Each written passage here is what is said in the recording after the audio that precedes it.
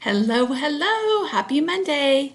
Okay, so today we're going to do a new build a number for those people who want to improve their scores from last week, because some people didn't get the number right and may want to get a better score. Okay, all right, so listen carefully. I'm going to repeat each direction probably twice. When you're done with this number, just give me an email and send it to me, and I will put it in for your grade from last Thursday instead of this one, if it's better. If it's not better, not so much. So listen carefully. All right, first one, here you go. Hopefully you have a piece of paper and a pencil, and you have your numbers. You're gonna have your 6 whole numbers, decimal point, 3 decimal numbers. Okay, all right, here's your first clue. 1 less than the number of sides on a square.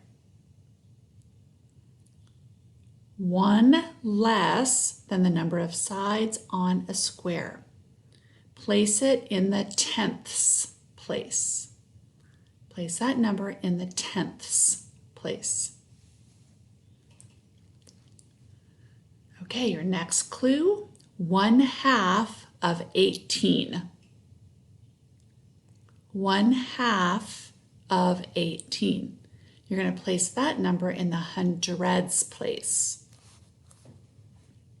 All right, this one's tricky, so really listen. It's your third number. 1 more than the number in 2 pair. 1 more than the number in 2 pair. Think about how much 1 pair would be. So how much is 1 more than 2 pair? And you're going to place that number in the hundredths place. 1 more than 2 pair is going to go into the hundredths place. Okay, so now think about your whole number. You have some blank spaces. So here's what you're going to think about. The digits in the whole number are consecutive. What does consecutive mean? Consecutive means they go in order. 1, 2, 3, 4, 5, 6, 7, 8, 9.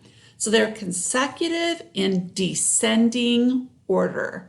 We know that descending means they go from top to the bottom. So they're consecutive in descending order. So look at the digits you have now, and what is your number going to look like if they're consecutive in descending order? All right, I hope you all get 100 on this one. I'm looking forward to hear what you come up with.